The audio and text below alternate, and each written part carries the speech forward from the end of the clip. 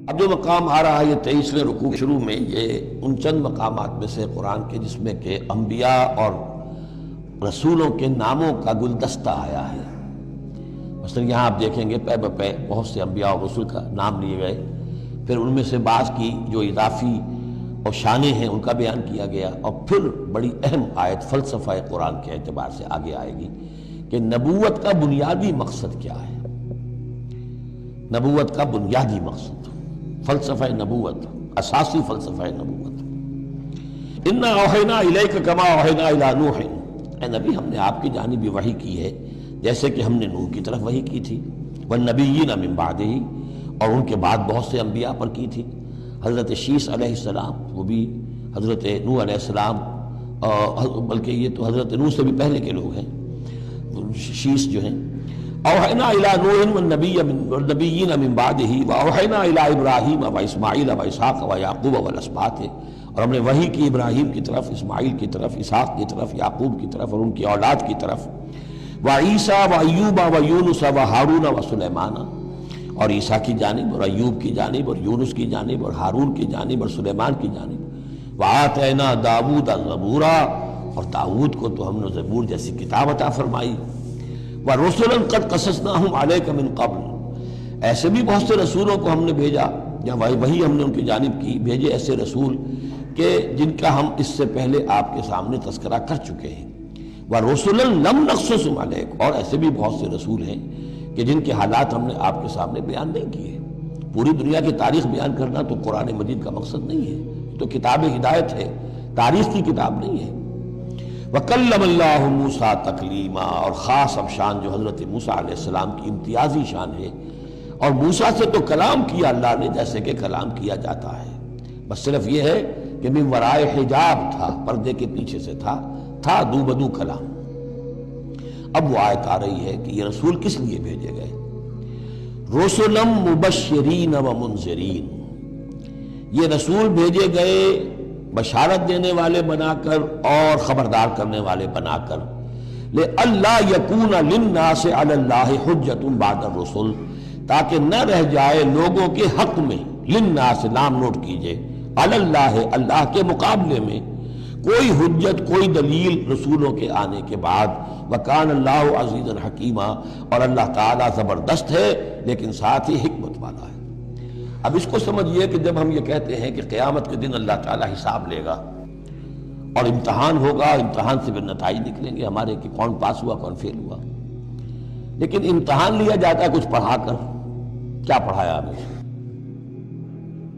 جانچا جاتا ہے کسی کو کچھ دے کر، کسی بچے کو آپ دیجئے 10 روپے، پھر آپ دیکھیے اس کا میلان تباہ کیا ہے، ٹافی کی دکان کی طرف بھاگتا ہے یا کوئی کسی کتابوں کی دکان کی طرف بھاگتا ہے، پتہ چل جائے گا اس کا رجحان کیا ہے۔ کچھ دے کر آزماتے ہیں نا، کچھ پڑھا کر امتحان لیتے ہیں، تو ہمیں کیا پڑھایا ہے، کیا دیا ہے؟ اس میں ہے جو قرآن مجید کا بنیادی فلسفہ ہے کہ اللہ تعالیٰ نے انسان کو سمع، بصر، عقل، 3 بڑی چیزیں دی ہیں۔ پھر اللہ تعالیٰ نے انسان کے اندر روح ودیت کی اور نفس انسانی میں خیر اور شر کا علم ودیت کر دیا ہے۔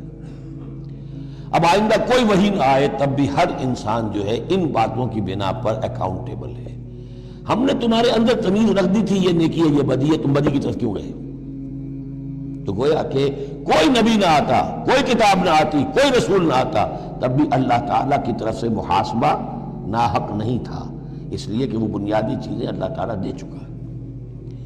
البتہ اتمام حجت کرتا ہے اللہ۔ اب یہ نوٹ کیجئے، حجت کیا ہے؟ حجت تو عقل ہے جو اللہ کو نے ہمیں دے رکھی ہے۔ ان السمع والبصر والفؤاد کل اولئک کان عنہ مسئولا، اس کی بنیاد پر مسئولیت ہے۔ اور یہ کہ نفس ونفس وما سواہا فالہمہا فجورہا وتقواہا، اس کے اندر نیکی اور بدی کی تمیز ودیت کر دی ہے۔ پھر تمہیں روح پھونکی ہے، ان سب چیزوں کی بنا پر تم اکاؤنٹیبل ہو، کوئی نبی آتا یا نہ آتا، یہ حجت اللہ کی تم پر قائم ہے۔ لیکن پھر بھی اللہ اتمام حجت کرنے کے لیے یہ اضافی شے ہے کہ اللہ نے تم ہی میں سے کچھ لوگوں کو چنا جو بڑے ہی اعلیٰ کردار کے لوگ تھے، تم جانتے تھے کہ یہ ہمارے ہاں کے بہترین لوگ ہیں، ان کے دامن کردار پر کوئی داغ دھبا نہیں ہے، ان کی سیرت و اخلاق تمہارے سامنے تھی کھلی کتاب کے مانند، ان کے پاس ہم نے اپنی وحی بھیجی، اور پھر تمہیں یہ کرو یہ نہ کرو یہ بھی بتا دیا۔ ایگزامینیشن میڈ ایزی بھی ہو گیا تمہارے لیے، اس امتحان کو ہم نے اتنا آسان کر دیا تاکہ اب کسی کے پاس کوئی عذر باقی نہ رہ جائے، کوئی جو ہے یہ پلیڈ نہ کر سکے کہ میں تو اگنورنس کے پلیڈ کرے کہ میں تو اگنورنٹ تھا، مجھے معلوم نہیں تھا۔ جب رسول آ گئے تو اب کوئی عذر باقی نہیں رہا۔ رسول سے پہلے پھر بھی کوئی شخص کہہ سکتا ہے پروردگار میں ایسے ماحول میں پیدا ہو گیا تھا، وہاں سب کے سب اسی رنگ میں رنگے ہوئے تھے، پروردگار میں اپنے 2 وقت کی روٹی کے دھندے میں ایسا لگا رہا کہ مجھے کبھی ہوش ہی نہیں آئی کہ میں سوچتا۔ لیکن جب رسول آ جاتے ہیں اور رسولوں کے آنے کے بعد حق مبرہن ہو جاتا ہے اور حق و باطل کے درمیان امتیاز بالکل واضح طور پر قائم ہو جاتا ہے، پھر کوئی عذر باقی نہیں رہتا، کوئی حجت پیش کرنے کے لیے لوگوں کے جانب سے اللہ کے سامنے اللہ کے محاسبے کے مقابلے میں باقی نہیں رہتی۔ تو یہ اتمام حجت ہے، اللہ کی طرف سے حجت کا اتمام۔ رسولم مبشرین، اور کر کیا سکتے رسول؟ نہ کسی کو زبردستی ہدایت پر لا سکتے، ظاہر بات ہے کسی کو گمراہ کرنا تو پیش نظر ہے ہی نہیں، لیکن کسی کو زبردستی ہدایت پہ نہیں لا سکتے۔ ہاں جن کے اپنے اندر کی یہ چیزیں جاگ جائیں گی، متوجہ ہو جائیں گے، اپنے باطن کی حقیقتوں کی طرف دیکھیں گے اور پھر یہ کہ نبی کی بات سنیں گے، اس سے فائدہ اٹھائیں گے، سیدھے راستے پر چلیں گے، ان کے لیے مبشر ہوں گے، بشارت، فراح و ریحان و جنت نعیم۔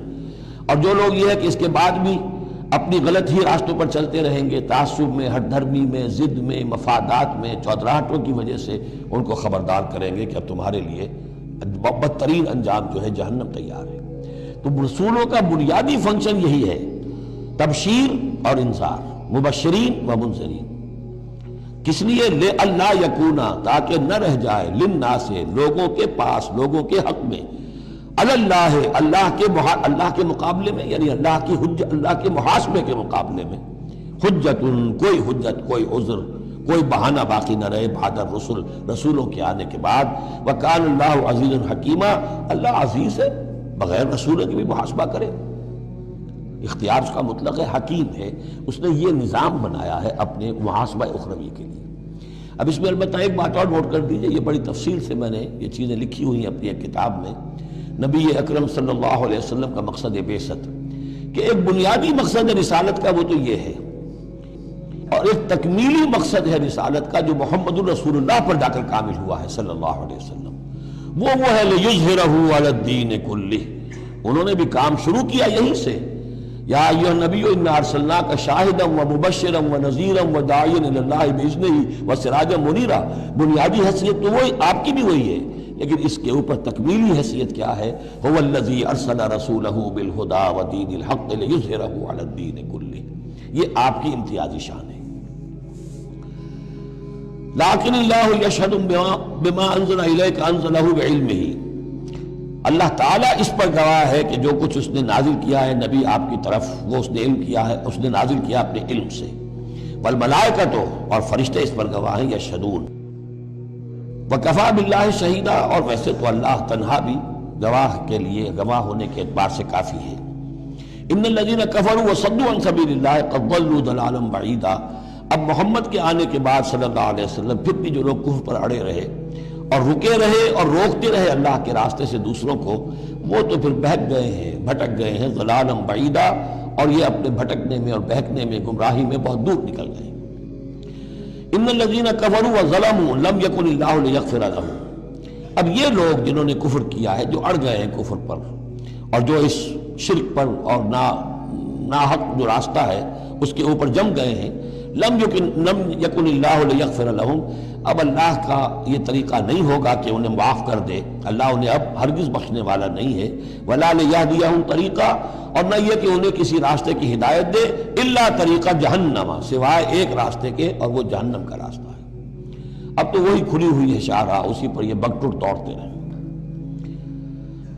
خالدین فیہا، وہ اس میں ہمیشہ ہمیش رہیں گے، ابدا، ہمیشہ ہمیش۔ وکان ذلک علی اللہ یسیرا، اور یہ اللہ پر بہت آسان ہے۔ دیکھیے اس کو مقابلے میں لائیے، ما یفعل اللہ بعذابکم، اللہ کیا کرے گا تمہیں عذاب دے کر، لیکن اس سے یہ نہ سمجھے کہ اللہ عذاب نہیں دے گا، یقیناً اللہ سیڈسٹ نہیں ہے، یقیناً اللہ کو عذاب دے کر خوشی نہیں ہوگی، لیکن یہ کہ اس کا ایک ضابطہ ہے، اس کا ایک قانون ہے، اسی پر اس نے دنیا بنائی ہے، لہذا اس کے مطابق وہ عمل تو کرے گا۔ اور یہ اس پر کوئی بھاری گزرنے والی بات نہیں ہے کہ اپنی ہی مخلوق کو، اس لیے کہ بعض ملن قسم کے صوفی جو ہیں وہ یہ بھی کہتے ہیں کہ یہ اللہ بڑا رحیم ہے، اب کیا وہ اپنی مخلوق کو جہنم میں جھونک دے گا؟ یہ تو ایسے ڈراوے کے لیے، ذرا سیدھا کرنے کے لیے، جیسے بچوں کو ڈانٹ دیتا ہے باپ ہو ماں ہو، میں تیرا قیمہ کر دوں گی، تو کوئی کیا قیمہ کر دے گی کوئی ماں اپنے بچے کا؟ لیکن یہ تو اصل میں صرف ڈراوا ہے اور کچھ نہیں، لیکن یہ بات صحیح نہیں ہے۔ اسی لیے اللہ تعالیٰ کہتا ہے کہ کان ذالک علی اللہ یسیرا، اللہ کے لیے یہ بہت آسان ہے، بہت ہلکی بات ہے اس کے لیے۔ یا ایھا الناس، اب یوں سمجھیے کہ کنکلوڈنگ حصہ جو ہے سورہ مبارکہ کا، یا ایھا الناس قد جاءکم الرسول بالحق من ربکم فآمنوا خیرا لکم۔ اس عبارت میں جو زور ہے، میں نے کوشش کی ہے کہ میں اسے اپنی آواز کے ذریعے سے واضح کروں۔ اے لوگوں، تمہارے پاس آ چکا ہے رسول حق کے ساتھ، یعنی اب تم یہ نہیں کہہ سکو گے کہ رسول نہیں آیا، ہمیں پتہ نہیں تھا۔ You won't be able to plead ignorance، یہ نہیں کہہ سکتے کہ ہمیں معلوم نہیں تھا، ہم پر بات کھولی نہیں گئی، ہم پر بات واضح نہیں ہوئی، یہ بہانہ ختم ہو گیا محمد کے آنے کے بعد۔ یا ایھا الناس قد جاءکم الرسول بالحق من ربکم فآمنوا خیرا لکم، ایمان لے آؤ، یہی تمہارے لیے بہتر ہے، بلکہ صحیح ترجمہ ہوگا اسی میں تمہاری خیریت ہے۔ وَإِن تَكْفُرُوا فَإِنَّ لِلَّهِ مَا فِي السَّمَاوَاتِ وَالْأَرْضِ، اور کفر پر اڑے رہو گے تو اللہ تعالیٰ کا کیا بگاڑ لوگے؟ آسمانوں اور زمین میں جو کچھ ہے وہ اللہ ہی کا ہے۔ وَكَانَ اللَّهُ عَلِيمًا حَكِيمًا، اللہ علیم ہے، حکیم ہے۔